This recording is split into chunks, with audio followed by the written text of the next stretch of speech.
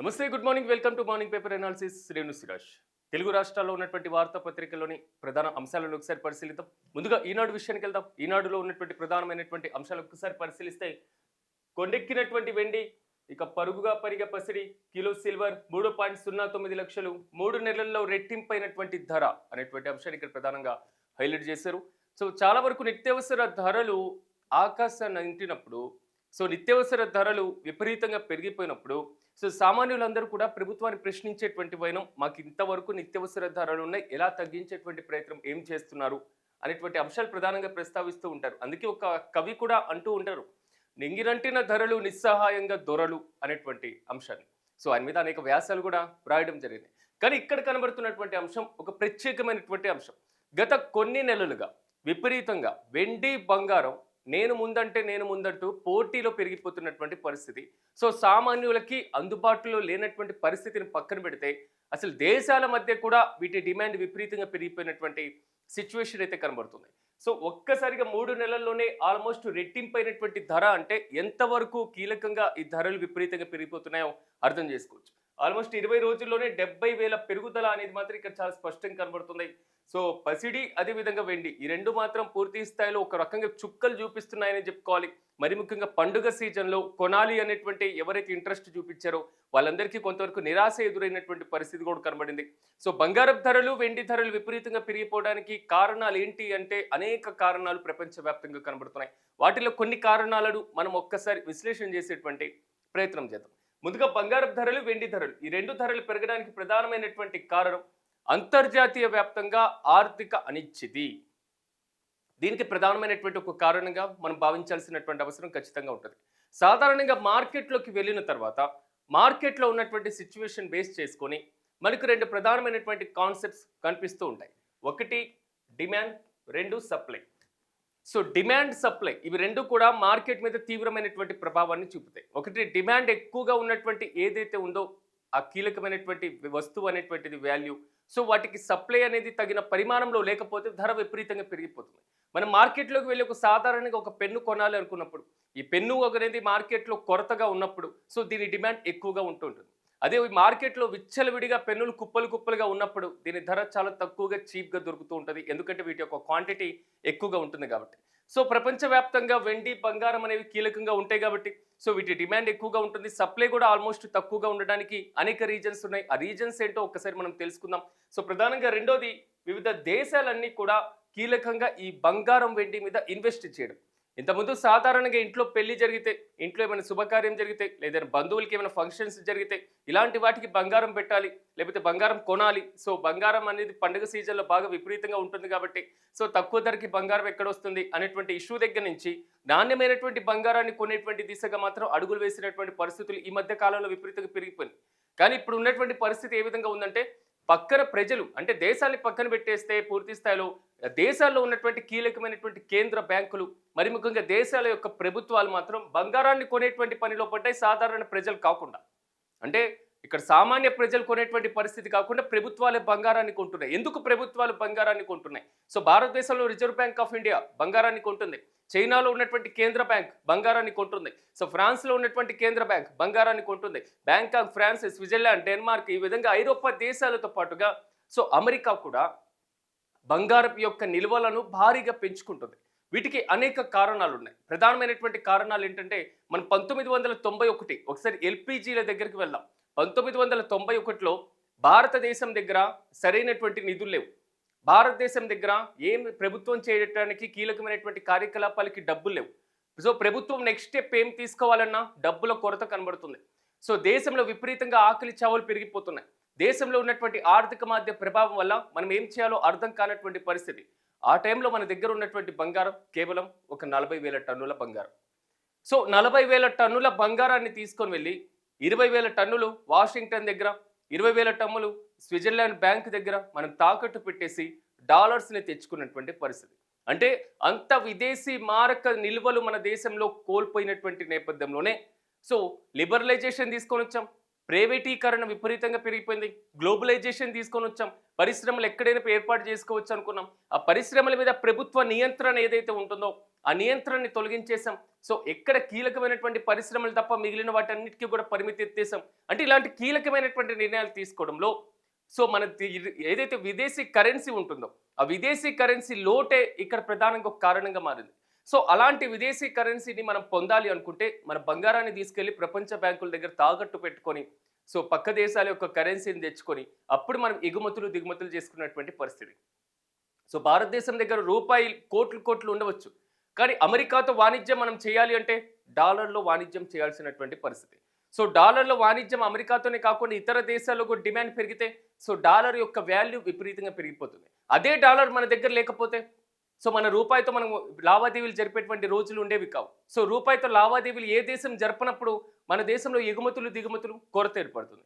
ఎగుమతులు దిగుమతులు కొరత ఏర్పడినప్పుడు దేశంలో ఆర్థిక పరిస్థితి కీలకంగా క్రియాశీలకంగా క్షీణించేటువంటి అవకాశాలు ఉన్నాయి. సో ఇలాంటి సిచ్యువేషన్ ఉన్నటువంటి నేపథ్యంలోనే డాలర్ యొక్క ప్రభావం ఎక్కువగా అవసరం ఉంది కాబట్టి ఆ రోజుల్లో మనం బంగారాన్ని తీసుకొని వెళ్ళి తాకట్టు పెట్టినటువంటి పరిస్థితి. సో ఇప్పుడు రిజర్వ్ బ్యాంక్ ఆఫ్ ఇండియా భారీ స్థాయిలో బంగారపు నిల్వలను కలిగి ఉంది. ఎందుకంటే భవిష్యత్తులో డాలర్ విలువ ఇంకా విపరీతంగా పెరిగిపోవచ్చు. డాలర్ ఇప్పటికీ 100 రూపాయల దగ్గరికి చేరుతుంది. సో ప్రపంచంలో కరెన్సీలు విపరీతంగా పెరిగిపోవచ్చు. సో ప్రపంచంలో వివిధ దేశాల మధ్య ఇప్పటికీ ఎప్పటికీ కూడా డిమాండ్ ఉండేటువంటి వస్తువు ఏదైనా ఉంది అంటే అది బంగారం. కాబట్టి ఆ బంగారాన్ని కొని మన దగ్గర నిల్వ చేసుకుంటే కొన్ని కీలకమైనటువంటి సమయాల్లో అదే బంగారాన్ని తీసుకొని వెళ్ళి టన్నులు టన్నులు తాకట్టు పెట్టేసి సో ఆ తాకట్టు పెట్టినటువంటి దాని దగ్గర నుంచి మనం ఆ దేశాల కరెన్సీ పొందొచ్చు. గత అనుభవాలు ఇవే చెప్తున్నాయి అనేటువంటి అంశం కూడా ఇక్కడ ప్రధానంగా హైలైట్ అవుతుంది. ఇక ప్రధానమైనటువంటి అంశాలు రూపాయితో పాటుగా డాలర్కి మధ్య ఉన్నటువంటి వ్యత్యాసాలు. సో రూపాయి డాలర్ రెండు కూడా సమానంగా లేకపోవడానికి ఆర్థిక అనిశ్చితి, ప్రపంచ మార్కెట్లో ఉన్నటువంటి ప్రభావం, అమెరికాలో ఉన్నటువంటి మార్కెట్ల యొక్క కీలకమైనటువంటి ప్రభావం, భారతదేశంలో ఉన్నటువంటి స్టాక్ మార్కెట్లలో, ఆ స్టాక్ మార్కెట్లలో కన్నా సీతాకోక చిలుకలు అంటూ ఉంటారు. సో ఆర్థికవేత్తలు అంటే బటర్ఫ్లై ఇన్వెస్ట్మెంట్స్ అంటారు. అంటే వీళ్ళు ఏం చేస్తుంటారంటే భారతదేశానికి వచ్చి స్టాక్ మార్కెట్లో ఈరోజు ఒక $100కి సంబంధించినటువంటి ఇన్వెస్ట్మెంట్ చేసేసి ఒక గంటలో లాభం వచ్చిందంటే $100 యొక్క ఇన్వెస్ట్మెంట్ని తీసుకొని అక్కడి నుంచి వెళ్ళిపోతూ ఉంటారు. అంటే ఎక్కడో విదేశీయులు వచ్చేసి FII అంటూ ఉంటాం, అంటే విదేశీ ఇంట్రెస్ట్ ఉన్నటువంటి మదుపర్లు వచ్చి భారతదేశంలో పూర్తి స్థాయిలో పెట్టుబడి పెట్టేటువంటి విధానం. సో వీరు వచ్చి పెట్టుబడి పెట్టినప్పుడు భారతదేశంలో ఉన్నటువంటి స్టాక్ మార్కెట్స్ హై కనబడుతూ ఉంటాయి. వీరు ఒక్కసారిగా ఒక గంటలోనో, ఒక రోజులోనో, ఒక నెలలోనో, ఒక వారంలోనో సో ఆ పెట్టుబడిలో లాభం చూసుకొని అదే పెట్టుబడితో సహా ఆ లాభం వచ్చినటువంటి దాన్ని తీసేసుకొని వెళ్ళిపోయిన తర్వాత అదే స్టాక్ మార్కెట్లు డౌన్ అవుతూ ఉంటాయి. సో ఆ స్టాక్ మార్కెట్లకు సంబంధించినటువంటి హెచ్చు తగ్గులు ఏదైతే ఉన్నాయో ఆ హెచ్చు తగ్గుల్లో వచ్చేటువంటి వ్యత్యాసం కూడా ఇలా బంగారపు ధరలు, వెండి ధరలు విపరీతంగా పెరిగిపోవడానికి కీలకంగా కారణమవుతున్నటువంటి పరిస్థితి. ఓవరాల్గా చూడాలి, ఇంకా బంగారం ధర ఇంకా విపరీతంగా పెరిగేటువంటి అవకాశం ఉంది అనేది మాత్రం ఆర్థిక నిపుణులు చెప్తున్నటువంటి మాట. కానీ ఇక్కడ కనబడుతున్నటువంటి అంశం, మీరు బంగారం కొనాలి అంటే మీ అవసరమైనటువంటి పూర్తి స్థాయిలో బంగారం కొనాలి అనేటువంటి ఆలోచన చేస్తున్నప్పుడు ఎంతవరకు అవసరమో అంతవరకు కొనడం ఉత్తమం అనేది మాత్రం విశ్లేషకులు చెప్తున్నారు. చాలామంది మన దగ్గర డబ్బులు ఉన్నప్పుడు బ్యాంకుకి తీసుకెళ్లి డబ్బులు పెట్టేసేసి సో దాని మీద వచ్చేటువంటి వడ్డీ కోసం చూస్తూ ఉంటారు. కానీ ఈ రోజుల్లో తంతు ఎలా మారుతుందంటే మన దగ్గర డబ్బులు ఉంటే పూర్తి స్థాయిలో తీసుకొని వెళ్ళి బంగారాన్ని కొని ఆ బంగారాన్ని ఇన్వెస్ట్మెంట్ రూపంలో పెట్టేటువంటి ఆలోచన చాలా వరకు చేస్తున్నటువంటి పరిస్థితి. సో బంగారాన్ని ఇన్వెస్ట్మెంట్గా చేయాలి అనేటువంటి ఆలోచన చేసేవారు ఈ పెరిగిపోతున్నటువంటి ధరలతో బంగారాన్ని కొనేటువంటి పరిస్థితులు ఉన్నాయి. భవిష్యత్తులో బంగారపు ధరలు ఇంకా బాగా తగ్గుతాయి. ఆ తగ్గినటువంటి ధరల్ని బేస్ చేసుకొని మనం కొన్నటువంటి బంగారం మనకు వాల్యూ వస్తుంది, సో లాభం వచ్చేటువంటి అవకాశం ఉంది అని చూసుకునేటువంటి వెసులుబాటు కూడా లేదు. ఎందుకంటే స్టాక్ మార్కెట్లు ఎప్పుడు కూడా జూదాలతో ముడిపడి ఉంటాయి కాబట్టి ఎప్పుడు ఎలా ఉంటుందో తెలియదు కాబట్టి ధరలు ఎప్పుడు పెరుగుతాయి ఎప్పుడు తగ్గుతాయో తెలియనటువంటి పరిస్థితి ఉంది కాబట్టి సో ఇన్వెస్ట్ చేయాలి బంగారాన్ని అనుకునేవారు మాత్రం ఆచితూచి వ్యవహరించాల్సినటువంటి సందర్భం. రెండోది, బంగారపు ధరలు తగ్గుతాయా అంటే కేవలం స్వల్పంగా ఊరట ఒక 100 రూపాయలు ఒక గ్రామ్ మీద లేకపోతే ఒక 1000 రూపాయలు ఇలాంటి కొంతవరకు వెసులుబాటు ఉండేటువంటి అవకాశం ఉంటుందే తప్ప సో భారీగా ఏదో లక్షల్లో తగ్గుతుంది, వేలలో తగ్గుతుంది అనేటువంటి అంశం మాత్రం ఎక్కడ కనబడినటువంటి పరిస్థితి ప్రస్తుతం ఉన్నటువంటి సిచ్యువేషన్లో. సో ఇంకా ధరలు ఇంకా విపరీతంగా పెరిగిపోతే మాత్రం సామాన్యులు మాత్రం ఇప్పటికే పండుగ సీజన్లు కూడా స్టార్ట్ అయిపోతున్నటువంటి సిచ్యువేషన్. సో సంక్రాంతి అయిపోయింది, మళ్ళీ ఉగాది వచ్చే నాటికి మళ్ళీ బంగారం ధర ఇంకెంత వరకు వెళ్తుందో తెలియనటువంటి సిచ్యువేషన్ కనబడుతుంది. కోవిడ్ టైంలో కేవలం 40,000 50,000 ఉన్నటువంటి పలికినటువంటి ధర ఇప్పుడు అమాంతం 1,50,000 2 లక్షల వరకు చేరువవుతుందంటే సో దాని డిమాండ్ మార్కెట్లో ఎంతవరకు పెరుగుతుందో మనం కూడా ఒక్కసారి గమనించాల్సినటువంటి పరిస్థితి ఖచ్చితంగా ఉంటుంది. ఇక నెక్స్ట్ ఐటమ్ ఒకసారి మనం చూస్తే మేడారం మెరిసేలా సో ప్రభుత్వ సంకల్పం అమ్మవార్ల దయతోనే 100 రోజుల్లో గద్దెల పునర్నిర్మాణం. సమ్మక్క సారలమ్మ గద్దెల ప్రారంభోత్సవంలో ముఖ్యమంత్రి రేవంత్ రెడ్డి వనదేవతలకు మొక్కులు చెల్లింపు, పాల్గొన్న ఉప ముఖ్యమంత్రి బట్టి విక్రమార్క, మంత్రులు అనేటువంటి అంశం. సో మేడారం జాతర తెలంగాణ ప్రభుత్వంలో అత్యంత కీలకంగా తీసుకున్నటువంటి జాతర. సో ప్రపంచంలోనే అతిపెద్ద ఆదివాసీ జాతర, ప్రపంచంలోనే అతిపెద్ద గిరిజన జాతర మేడారం సమ్మక్క సారలమ్మ జాతర. సో ములుగు జిల్లాలో జరిగినటువంటి పరిస్థితి కనబడుతుంది. 28 నుంచి ఈ జాతర ప్రారంభమయ్యేటువంటి అవకాశం ఉంది. సో దానికి సంబంధించినటువంటి షెడ్యూల్ అయితే నిన్న ముఖ్యమంత్రి వెళ్ళి మొక్కులు తీర్చుకోవడం జరిగింది. సో రాష్ట్ర మంత్రులు అదేవిధంగా డిప్యూటీ సీఎం కూడా హాజరవ్వడం జరిగింది. సో నిలువెత్తు బంగారాన్ని సమర్పించినటువంటి వైనం కనబడింది. సాధారణంగా మేడారం జాతరలో బంగారం అంటే సో అక్కడ బెల్లాన్ని పరిగణలోకి తీసుకుంటూ ఉంటారు. సో అది ఒక ఆనవాయితీగా కనబడుతూ ఉన్నటువంటి పరిస్థితి. కాబట్టి నిలువెత్తు బంగారం అంటే నిలువెత్తును ఉన్నటువంటి సో బెల్లాన్ని సమర్పించడం, సో దాన్ని అమ్మవారికి మొక్కులు చెల్లించుకోవడం అనేటువంటి అంశం ఇక్కడ ప్రధానంగా హైలైట్ అవుతుంది. నిజంగా తెలంగాణలో మన సంస్కృతి సాంప్రదాయాలు అంటే చాలా భిన్నంగా కనబడుతున్నటువంటి పరిస్థితి. ఎందుకంటే ఒక ఆదివాసీ గిరిజన ప్రాంతాలలో వారి యొక్క సంస్కృతిని వాళ్ళ యొక్క సాంప్రదాయాలను అనుసరించి అక్కడ నిర్వహించేటువంటి పండుగలు కానివ్వండి, అక్కడ నిర్వహించేటువంటి కళలు కానివ్వండి, గిరిజన చట్టాలకు వ్యతిరేకంగా సాగుతున్నటువంటి గత వైనంలో సో వారు పోరాటం చేసినటువంటి ధీర వనితలు కానివ్వండి, సో అప్పుడు ఏదైతే రాచరికమైనటువంటి పాలనకు వ్యతిరేకంగా సో వారు పూర్తి స్థాయిలో అసూలు బాసినటువంటి వైనం కానివ్వండి, ఆ ప్రాంతంలో ఒక సెంటిమెంట్ ఏదైతే ఉందో ఆ సెంటిమెంట్ తీవ్రంగా ప్రభావం చూపుతూ ఉంటుంది. సో ఇప్పటికీ కూడా ఆ గిరిజన ప్రాంతాల్లో ప్రత్యేకమైనటువంటి వనదేవతలను తీసుకురావడం, ఆ గద్దెల మీద ఉంచడం, గద్దెలు అయిపోయిన తర్వాత మళ్ళీ వారిని వనంలోకి చేసేటువంటి ఆచారాలు ఉండడం, ఆ సాంప్రదాయాలు మొత్తం చూసుకున్నప్పుడు ఇదే కదా భారతదేశంలో ఉన్నటువంటి భిన్నత్వంలో ఏకత్వం. ఏకత్వమైనటువంటి భారతదేశంలో ఇన్ని భిన్నమైనటువంటి ధృవాలు కూడా కనబడుతూ ఉంటాయి కదా. ఇంత డిఫరెంట్ కల్చర్ మన ఇండియాకి సొంతం కదా, ప్రపంచంలో ఏ దేశానికి ఇలాంటి పరిస్థితి లేదు కదా అనేటువంటి ఒక గొప్ప ఫీలింగ్ మాత్రం చాలా మందిలో కలుగుతూ ఉంటుంది. సో నిన్న మేడారానికి సంబంధించినటువంటి జాతర, సో ఇది ఒక రకంగా చెప్పుకోవాలంటే మేడారంలో ఒక గిరిజన కుంభమేళా అనుకోవాలి. భారీ స్థాయిలో, చాలా భారీ స్థాయిలో హాజరయ్యేటువంటి అవకాశాలు అయితే స్పష్టంగా కనబడుతున్నాయి. ప్రభుత్వం కూడా కొంతవరకు డెవలప్ చేయడం జరిగింది. సో మొత్తం రూపురేఖల్ని మార్చేసి ఎక్కడికక్కడ కీలకంగా చర్యలు తీసుకుంటున్నటువంటి పరిస్థితి కనబడుతుంది. సో భారీ స్థాయిలో హాజరయ్యేటువంటి అవకాశం ఉంది. కాబట్టి మేడారం ఏదైతే సమ్మక్క సారలమ్మ గద్దెలు ఉన్నాయో వాటితో పాటుగా పక్కనే ఉన్నటువంటి జంపన్న వాగు కానివ్వండి, సో ఆ అటవీ ప్రాంతంలో వచ్చేటువంటి రవాణా సదుపాయాలు వీటిని కూడా మెరుగుపరుస్తున్నటువంటి సిచ్యువేషన్ కనబడుతుంది. ఓవరాల్గా మాత్రం జాతరకు ఏర్పాట్లు అయితే భారీ స్థాయిలో చేస్తున్నారు. నిన్న కేబినెట్ సమావేశాన్ని కూడా మొన్న అక్కడే నిర్వహించారు. సో మేడారం అభివృద్ధితో పాటుగా రాష్ట్రంలో పలు కీలకమైనటువంటి అంశాలకు కూడా ఒక సాంప్రదాయానికి భిన్నంగా సో రాష్ట్ర మంత్రులు, రాష్ట్ర సచివులు, రాష్ట్ర ముఖ్యమంత్రి ఆధ్వర్యంలో అక్కడ భేటీ అయి నిర్ణయం తీసుకోవడం కూడా కొంతవరకు విశిష్టమైనటువంటి అంశంగా మాత్రం పరిగణిస్తున్నటువంటి సిచ్యువేషన్ అయితే చాలా స్పష్టంగా కనబడుతుంది. ఇక హరీష్ రావుకు సిట్ నోటీసులు, నేరు విచారణకు రావాలని సూచన, ఫోన్ ట్యాపింగ్ కేసులో కీలక పరిణామం అనేటువంటి అంశాన్ని ఇక్కడ ప్రధానంగా హైలైట్ చేశారు. తెలంగాణలో ఫోన్ ట్యాపింగ్ వ్యవహారం ప్రకంపలు రేపుతున్నటువంటి పరిస్థితి అయితే కనబడుతుంది. సో ఫోన్ ట్యాపింగ్ ఇష్యూలో నిన్న మాజీ మంత్రి హరీష్ రావుకు నోటీసులు ఇవ్వడం జరిగింది. గతంలో సుప్రీంకోర్టు ఇచ్చినటువంటి ఏదైతే నోటీసుల్లో ఉన్నటువంటి నిలుపుదల ఉందో ఆ నిలుపుదలలో అంశాలన్నింటిని కూడా సిట్ పక్కన పెట్టేసి మరోసారి హరీష్ రావు గారికి నోటీసులు ఇచ్చినటువంటి పరిస్థితి. ఫోన్ ట్యాపింగ్ వ్యవహారంలో ఉన్నటువంటి కీలకమైనటువంటి పాత్ర ఎవరిది? ఆ ఫోన్ ట్యాపింగ్ వ్యవహారంలో ఓ ప్రైవేట్ ఛానల్ యజమాని ఇచ్చినటువంటి ఏదైతే వాగ్మూలం ఉందో, ఆయన ప్రస్తావించినటువంటి అంశాలు ఉన్నాయో ఆ అంశాల ఆధారంగానే హరీష్ రావు గారికి నోటీసులు ఇచ్చారు అనేది మాత్రం ఇక్కడ కీలకంగా హైలైట్ అవుతుంది. సో ఈరోజు విచారణకు హాజరు కాబోతున్నారు ఉదయం 11 గంటలకి. సో 9 గంటలకి తెలంగాణ భవన్కి చేరుకోబోతున్నారు. పార్టీకి సంబంధించినటువంటి ముఖ్య నాయకులతో ఆయన భేటీ అవుతారు. దాని తర్వాత సిట్ కార్యాలయానికి వెళ్ళి విచారించేటువంటి అవకాశాలు అయితే కనబడుతున్నాయి. ఈ విచారణలో ప్రధానంగా ఏ అంశాలను బేరీజు వేసుకోబోతున్నారు, ఎలాంటి అంశాలు ప్రస్తావనకు వచ్చేటువంటి అవకాశాలు కనబడుతున్నాయి, సిట్ ప్రధానంగా ఎలాంటి క్వశ్చన్స్ని రైజ్ చేసేటువంటి ఛాన్సెస్ కనబడుతున్నాయి. ఈ క్వశ్చన్స్లో ఫోన్ ట్యాపింగ్ వ్యవహారంతో హరీష్ రావుకు ఉన్నటువంటి పాత్ర పైన విచారణ చేసేటువంటి అవకాశాలు అయితే చాలా స్పష్టంగా కనబడుతున్నాయి. కానీ బీఆర్ఎస్ పార్టీ ముందు నుంచి ఖండిస్తూనే ఉంది, ఇది కేవలం ఒక రాజకీయపరమైనటువంటి కక్ష సాధింపు చర్య మాత్రమే. దేశంలోనే అత్యున్నత న్యాయస్థానం సుప్రీంకోర్టు ఇచ్చినటువంటి ఏదైతే తీర్పు ఉందో దాన్ని కూడా పక్కన పెట్టేశారు. సో మరోసారి నోటీసులు ఇచ్చినటువంటి ఈ వైనం ఏదైతే ఉందో కేవలం ప్రజల యొక్క దృష్టి మళ్లించడానికి మాత్రమే ఇలాంటి నోటీసులు ఇస్తున్నారు అనేది మాత్రం బీఆర్ఎస్ వర్షన్గా కనబడుతుంది. ఎందుకంటే గతంలో గ్రామ పంచాయతీ ఎన్నికలు జరిగినప్పుడు సో కేసీఆర్కి నోటీసులు ఇవ్వడం, అదేవిధంగా కార్ ఈ రేసింగ్కి సంబంధించి మాజీ మంత్రి కేటీఆర్కి నోటీసులు ఇవ్వడం, అంటే ప్రజల యొక్క దృష్టి అటువైపు మళ్లించినటువంటి పరిస్థితి కనబడింది. ఇప్పుడు మున్సిపల్ ఎన్నికలు వచ్చేసినాయి.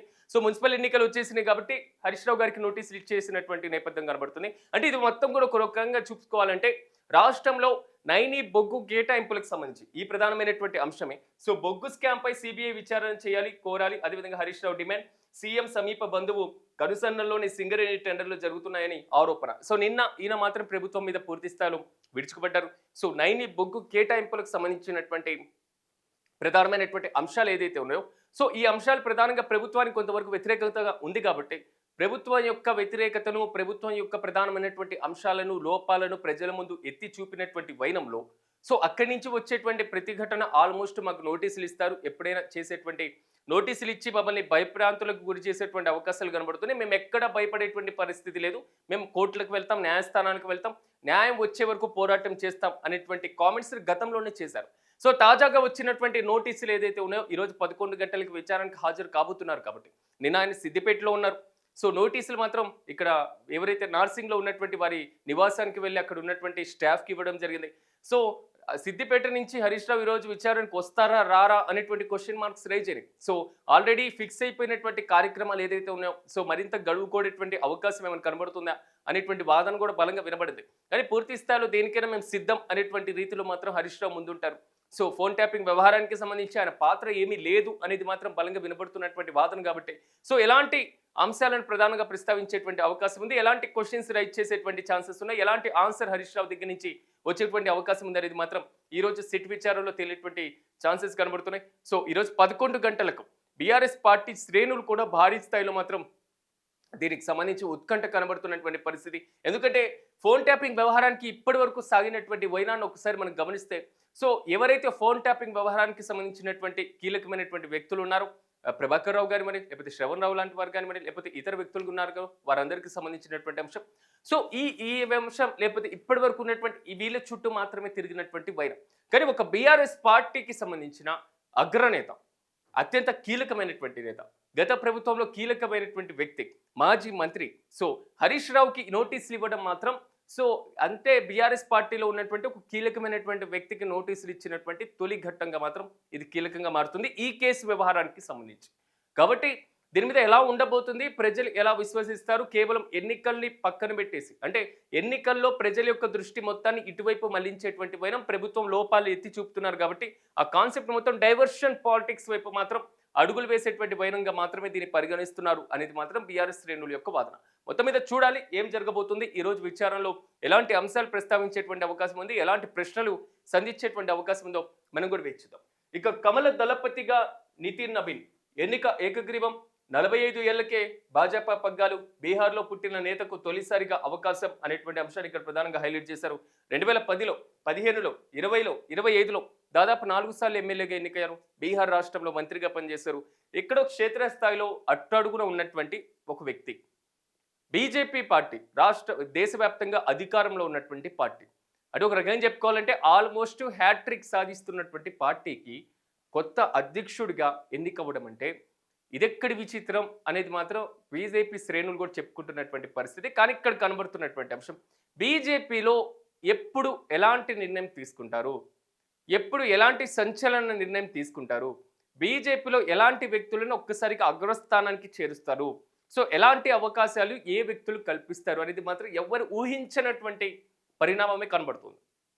గతంలో నుంచి సాగినటువంటి వైనమే అటల్ బిహారీ వాజ్పేయి, ఎల్కే అద్వానీ వీరిద్దరి ద్వయంతో 1995 తర్వాత జరిగినటువంటి ఏదైతే ఆ దశకం ఉందో ఆ దశకం మొత్తంలో కూడా వారి పరిపాలన సాగినటువంటి వైరం. 2014 ఎన్నికలు వచ్చేసరికి భారతదేశ కొత్త ప్రధానమంత్రి అభ్యర్థిగా ఎవరుంటారు అంటే ఎల్కే అద్వానీ పేరు బాగా ఫస్ట్లో తెర మీదకు వచ్చినటువంటి పరిస్థితి. కానీ గుజరాత్ ముఖ్యమంత్రిగా ఉన్నటువంటి నరేంద్ర మోదీకి అవకాశం కల్పించడం, సో దేశవ్యాప్తంగా ప్రచారం చేయడం, సో ఆయనకి అవకాశం కల్పించిన తర్వాత క్రమంగా క్యాబినెట్లోకి చేర్పులు అన్నీ కూడా గుజరాత్ నుంచి అమిత్ షా కానివ్వండి, సో వివిధ ప్రాంతాల నుంచి వచ్చినటువంటి వ్యక్తులు కానివ్వండి, అంతకుముందు ఉన్నటువంటి వాళ్ళలో కేవలం ఎల్కే అద్వానీ కానివ్వండి, ముప్పవరపు వెంకయ్యనాయుడు కానివ్వండి, సో ఇలాంటి కీలకమైనటువంటి వ్యక్తులు మాత్రమే కనిపించేటువంటి వారు.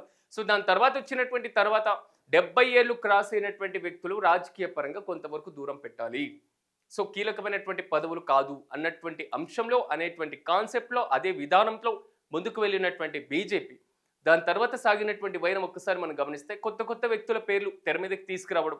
సో గ్రౌండ్ లెవెల్లో రియాలిటీ ఏదైతే కనబడుతూ ఉంటుందో, గ్రౌండ్ లెవెల్లో ఉన్నటువంటి కీలకమైనటువంటి బీజేపీ కార్యకర్తలు, ఆర్ఎస్ఎస్కి అనుబంధం ఉన్నటువంటి కీలక వ్యక్తులకి అగ్రస్థాయిలో అగ్రతాంబూలం ఇవ్వాలి అనేది మాత్రం బీజేపీ ఒక కాన్సెప్ట్ని పెట్టుకున్నటువంటి పరిస్థితి. సో నితిన్ నబీన్కి తాజాగా అధ్యక్ష బాధ్యతలు ఇచ్చినటువంటి నేపథ్యంలో సో ఎలా పనిచేయబోతున్నారు? నిన్న ఆయన ఏకగ్రీవంగా ఎన్నికవ్వడం జరిగింది. ఒక బీజేపీకి జాతీయ అధ్యక్షుడు ఏకగ్రీవంగా నిన్న ఎన్నికయ్యారు. ఈరోజు ఉదయం 11 గంటలకు ఆయన పదవి బాధ్యతలు ప్రమాణ స్వీకారం చేయబోతున్నారు. దేశంలో అధికారంలో ఉన్నటువంటి పార్టీ, దేశంలోనే అతి పెద్దదైనటువంటి పార్టీ, దేశంలో అత్యధిక రాష్ట్రాల్లో అధికారాన్ని కైవసం చేసుకుని ఉన్నటువంటి పార్టీ, దేశంలో నరేంద్ర మోదీ అనేటువంటి ఒక చరిష్మా నడుస్తున్నటువంటి అధికారమైనటువంటి పార్టీ, సో ఎన్డీఏ కూటమి. సో ఇలాంటి వాటికైనా బాధ్యతలు స్వీకరించబోతున్నారు. ఎందుకంటే ముందున్నటువంటి జేపీ నడ్డా పదవీ కాలం పూర్తయినటువంటి పరిస్థితి కనబడింది.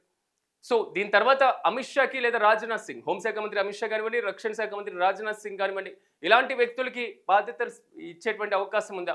లేకపోతే నితిన్ గడ్కరీ పేరు తెర మీదకి వచ్చింది కాబట్టి, ఆయన కూడా కీలకంగా ఉన్నటువంటి వ్యక్తి కాబట్టి, కేంద్ర మంత్రివర్గంలో సౌమ్యుడిగా ఉన్నటువంటి వ్యక్తి కాబట్టి, దేశవ్యాప్తంగా మంచి ప్రాచుర్యం పొందినటువంటి వ్యక్తి కాబట్టి, వివాదరహితుడిగా ఉన్నటువంటి పరిస్థితి ఉంది కాబట్టి ఆయన పేరు తొలి ప్రాధాన్యత వస్తుంది. సో ఆయన ఫిక్స్ అయిపోతున్నారు అనేటువంటి ఊహాగానాలు వ్యక్తమైనాయి. సో యోగి ఆదిత్యనాథ్ ఉత్తరప్రదేశ్ ముఖ్యమంత్రిగా ఉన్నారు కాబట్టి ఆయన గురించి తెర మీదకి తీసుకొచ్చినటువంటి వైపు. కానీ ఇవెవ్వరు అంటే ఈ అంచనాలకి భిన్నంగా ఉండేటువంటి ఆలోచనని చూసారా, అది బీజేపీ చేసేటువంటి ఆలోచన. అంటే గ్రౌండ్ లెవెల్లో ఆర్ఎస్ఎస్కి వీర విధేయుడుగా ఉన్నటువంటి వ్యక్తి, బీజేపీ తరపున కీలకంగా వ్యవహరించినటువంటి వ్యక్తి కాబట్టి నితిన్ నబీన్కి బాధ్యతలు ఇచ్చినటువంటి నేపథ్యంలో సో నెక్స్ట్ ఏం జరగబోతుంది? ఇది ఒక పెద్ద క్వశ్చన్ మార్క్గా మారబోతుంది. ఎందుకంటే 2014లో బీజేపీ అధికారంలోకి వచ్చింది, 2019లో బీజేపీ అధికారంలోకి వచ్చింది, 2024లో బీజేపీ అధికారంలోకి వచ్చింది. సో ఈ 3 పర్యాయాలు హ్యాట్రిక్ సాధించిన తర్వాత నరేంద్ర మోదీకి 70 ఏళ్ల వయసు వస్తుంది కాబట్టి ప్రధానమంత్రిగా వారు పదవీ బాధ్యతల నుంచి వదులుకోబోతున్నారు పదవిని.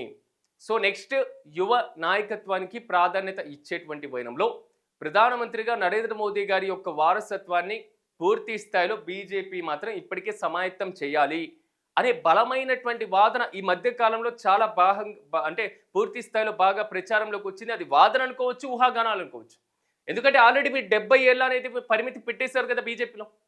సో ఈ 70 ఏళ్ల పరిమితి అనేటువంటి అంశం మరోసారి తెర మీదకి తీసుకొని వస్తే ఆల్మోస్ట్ సో ప్రధానమంత్రి పదవికి బాధ్యతల నుంచి ప్రధానమంత్రి ప్రస్తుతం ఉన్నటువంటి వారు సో కోల్పోవాల్సినటువంటి పరిస్థితి వస్తుందా అనేటువంటి ఊహాగానాలు వ్యక్తమైన సో ఈ టర్మ్ మొత్తం ఆయన కంప్లీట్ చేసుకుంటారు అనేది కేంద్ర మంత్రుల దగ్గర నుంచి వచ్చినటువంటి స్టేట్మెంట్. ఓకే, ఈ టర్మ్ కూడా పూర్తి చేసుకుంటే 2029లో ఎన్నికలు జరగబోతున్నాయి. 2029 కంటే ముందు ఒకవేళ జమిలీ ఎన్నికలకు అవకాశం ఉంటే నెక్స్ట్ ఇయర్ ఈ 2 ఇయర్స్లో మాత్రమే ఎన్నికలు జరగాల్సి ఉంటుంది. సో ఒకవేళ జమిలీ ఎలక్షన్స్కి ఎన్నికలకు వెళ్తే మళ్ళీ ప్రధానమంత్రి క్యాండిడేట్గా ఎవరు ఉండబోతున్నారు? సో బీజేపీలో కొత్త నాయకత్వాన్ని ఇప్పటి నుంచే తయారు చేయాల్సినటువంటి అవసరం ఉంటుంది కదా అనేటువంటి ఇష్యూస్ కూడా ఇక్కడ ప్రధానంగా హైలైట్ అయింది. కాబట్టి ఇందులో భాగంగానే సో బీజేపీ మాత్రం తెర మీదకి కొత్త వ్యక్తుల పేర్లు తీసుకురావడం కానివ్వండి, సో వారికి అధ్యక్ష బాధ్యతలు ఇవ్వడం కానివ్వండి, ఇలాంటి పరంపర చూస్తున్నటువంటి నేపథ్యంలో సో వచ్చేటువంటి అంటే ఇప్పటికే కాంగ్రెస్ పార్టీ లేకపోతే ఇండియా కూటమి మొత్తం చాలా డౌన్గా కనబడుతున్నటువంటి పరిస్థితి. సో బీజేపీతో పోలిస్తే బీజేపీకి ఇచ్చేటువంటి పోటీ ఎక్కడ కనబడినటువంటి పరిస్థితి దేశవ్యాప్తంగా ఉన్నటువంటి రాష్ట్రాల్లో కూడా. సో వెస్ట్ బెంగాల్లో మమతా బెనర్జీ, లేకపోతే తమిళనాడులో స్టాలిన్ కానివ్వండి, ఆంధ్రప్రదేశ్లో కూటమి ప్రభుత్వం ఎలాగో అధికారంలో ఉంది. ఇక కర్ణాటక తెలంగాణ ప్రాంతాలు చూసుకుంటే కాంగ్రెస్ పార్టీ అధికారంలో కనబడుతుంది. సో ఈశాన్య రాష్ట్రాల్లో అంతంతగా కనబడుతుంది. అంటే మిగిలినటువంటి ప్రధానమైనటువంటి భారతదేశం మొత్తం కూడా కేరళ ఇష్యూ కూడా పక్కన పెట్టేస్తే సో మిగిలిన ఈ ఓవరాల్ ఇండియాలో కూడా అత్యధిక రాష్ట్రాలను కైవసం చేసుకున్నటువంటి పార్టీ కానీ బీజేపీ ఉంది కదా. సో దీన్ని తగ్గించకుండా పూర్తి స్థాయిలో నెక్స్ట్ ఎలక్షన్కి తీసుకువెళ్ళేటువంటి నాయకత్వ బాధ్యతలు అవసరమవుతుంది. 2 పర్యాయాలు అయిపోయింది, 3వ పర్యాయం కూడా అయిపోయింది. 3 పర్యాయాల తర్వాత కూడా ఇంకా నరేంద్ర మోదీ గారి చరిష్మాని బేస్ చేసుకొనే ఎన్నికలకు వెళ్తే ఫలితాలు ఏ విధంగా ఉంటాయి, సో ప్రధానమంత్రి క్యాండిడేట్గా ఆయన ఉంటారా ఉండరా అనేటువంటి అంశాలు కూడా తెర మీదకి వచ్చినటువంటి వైనం చూడాలి. మొత్తం మీద బీజేపీ తీసుకున్నటువంటి నిర్ణయం ఏదైతే ఉందో చాలా వరకు ఒక మాస్టర్ ప్లాన్ గానీ చాలా వరకు భావిస్తూ ఉంటారు. ప్రతిపక్షాలకి చెక్ పెట్టడంలో, మళ్ళీ బీజేపీని అధికారంలోకి తీసుకురావడంలో సో బీజేపీ ఏదైతే హ్యాట్రిక్ సాధించిందో ఇదే హ్యాట్రిక్తో ఇదే పరంపరతో వివిధ రాష్ట్రాల్లో అధికారాన్ని కోల్పోకుండా ముందుకు తీసుకొని వెళ్ళడంలో నితిన్ నబీన్ ఎలాగా సఫలీకృతం అవుతారు అనేటువంటి క్వశ్చన్ మార్క్ రైజ్ అవుతుంది. చూడాలి మొత్తం మీద నితిన్ నబీన్ యొక్క పనితీరు ఏ విధంగా ఉంటుంది, ఎలా ఉండబోతుంది అనేటువంటి అంశాన్ని ఒకసారి మనం ఆంధ్రజ్యోతి విషయాన్ని పరిశీలిద్దాం. ఆంధ్రజ్యోతిలో ఉన్నటువంటి ప్రధానమైనటువంటి అంశాలను ఒక్కసారి మనం పరిశీలిస్తే ఆ 1.25 కోట్ల ఓటర్ల పేర్లను పంచాయతీలో ప్రదర్శించండి. పశ్చిమ బెంగాల్లో ఓటర్లకు నోటీసులపైన ఈసీకి సుప్రీంకోర్టు ఆదేశం. ఓటర్ల అభ్యంతరాలు స్వీకరించాలని సూచన అనేటువంటి అంశాన్ని ఇక్కడ ప్రధానంగా హైలైట్ చేశారు. సో వెస్ట్ బెంగాల్కి సంబంధించినటువంటి ప్రధానమైనటువంటి ఎన్నికల హడావుడిగా సాగుతున్నటువంటి నేపథ్యంలో ఏదైతే సర్ అనేటువంటి కాన్సెప్ట్తో ఎన్నికల సంఘం ముందుకు వెళ్తుందో, ఒక సమగ్రమైనటువంటి ఓటర్ల జాబితా, సమగ్రమైనటువంటి ఓటర్ల సవరణ అనేటువంటి అంశం, సో ఓటర్ల ఏరివేతకి సంబంధించినటువంటి అంశం, సో పనికిరాని ఓట్లు అనేటువంటి అంశం అనొచ్చు మనం బాహాటకంగా. అంటే ఒక రకంగా చెప్పుకోవాలంటే చనిపోయినటువంటి వ్యక్తుల యొక్క పేర్లు, ఒకటి కంటే ఎక్కువగా ఓట్లను కలిగి ఉన్నటువంటి వ్యక్తులు కానివ్వండి, సో వలసకు వచ్చి ఓట్లను పొందినటువంటి వ్యక్తులు కానివ్వండి, సో అర్హత లేకుండా ఓట్లను పొందినటువంటి వ్యక్తులు కానివ్వండి, ఈ ఓట్లన్నీ కూడా తొలగించాల్సినటువంటి పరిస్థితి ఖచ్చితంగా ఉంటుంది, దొంగ ఓట్లని. సో ఈ ఓట్లను తొలగించినప్పుడు ఒక సమగ్రమైనటువంటి ఓటర్ల జాబితా తయారవుతుంది. అది ప్రజాస్వామ్యానికి కొంతవరకు కీలకంగా మారేటువంటి అవకాశాలు కనబడుతున్నాయి. సో ఇంకా దొంగ ఓట్లు దేశంలో పడుతూ ఉన్నాయంటే, ఇంకా పూర్తి స్థాయిలో ఒక ఓటుకి మించి 2 ఓట్లను కలిగి ఉంటున్నారు అంటే, సో చనిపోయినటువంటి వారి వ్యక్తుల యొక్క పేర్ల మీద ఉన్నటువంటి ఓట్లు ఇంకా నమోదు అవుతూనే ఉన్నాయంటే, సో దేశంలో డెమోక్రసీ విఫలమైందనుకోవాలా, సో ఎన్నికలు నిర్వహించేటువంటి వ్యవస్థ విఫలమైందనుకోవాలా, ఇలాంటి అనేక విమర్శలు బాహాటకంగా వచ్చినటువంటి పరిస్థితి. సో వీటిని పూర్తి స్థాయిలో ఒక సమగ్రమైనటువంటి జాబితా తయారు చేయాలి అని కేంద్ర ప్రభుత్వం కానివ్వండి, ఎన్నికల సంఘం కానివ్వండి, రాజ్యాంగబద్ధమైనటువంటి సంస్థ అయినటువంటి ఈసీలు ముందుకు వెళ్తున్నటువంటి వైనంలో, సో వెస్ట్ బెంగాల్లో దీనికి సంబంధించి ఆల్రెడీ బీహార్లో కంప్లీట్ అయిపోయింది. నెక్స్ట్ వెస్ట్ బెంగాల్లో ఇప్పుడు ఎన్నికలు ఉన్నాయి కాబట్టి అక్కడ సాగుతున్నటువంటి వైనం, తర్వాత దక్షిణాది ప్రాంతాల్లో కూడా ఇది ముందుకు తీసుకెళ్లేటువంటి ఆలోచన. ఇందులో భాగంగా 1.25 కోట్ల ఓటర్లు ఉన్నారు. సో వారికి సంబంధించినటువంటి అంశాలు పంచాయతీలో ప్రదర్శించండి. మీరు ఓట్లను తొలగించేస్తున్నారు.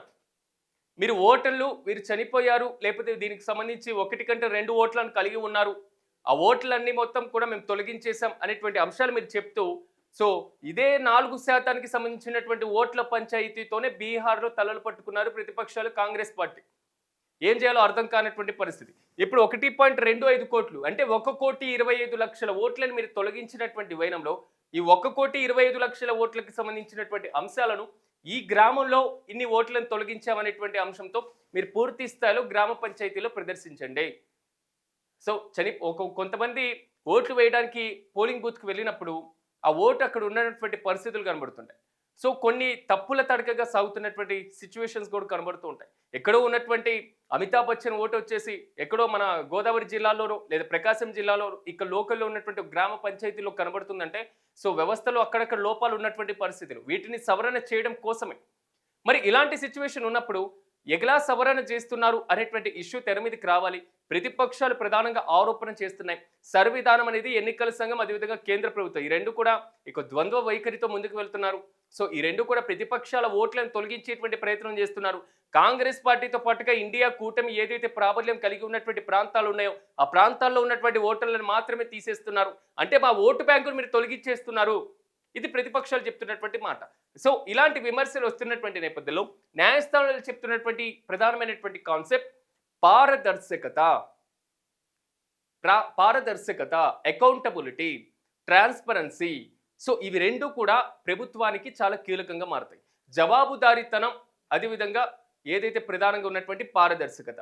ప్రభుత్వం ఇన్ని ఓట్లను పూర్తి స్థాయిలో ఎన్నికల సంఘం తొలగిస్తుంది అంటే ఆ తొలగిస్తున్నటువంటి ఓటర్ల జాబితా ప్రజల ముందు ఉన్నప్పుడు వారు ఆమోదిస్తే ఎక్కడ దానికి కొంతవరకు విమర్శలు వచ్చేటువంటి అవకాశాలు ఉండేవి కావు. సో ఇలాంటి అంశాలు కూడా ఇక్కడ ప్రధానంగా హైలైట్ అవుతున్నటువంటి పరిస్థితి. సో సిట్ నోటీసులతో పాటుగా ఇక్కడ ఉన్నటువంటి ప్రధానమైనటువంటి అంశాలను కూడా మనం పరిగణలోకి తీసుకున్నాం. ఇవి తెలుగు రాష్ట్రాల్లో ఉన్నటువంటి వార్తాపత్రికల్లోని ప్రధానమైనటువంటి అంశాలు.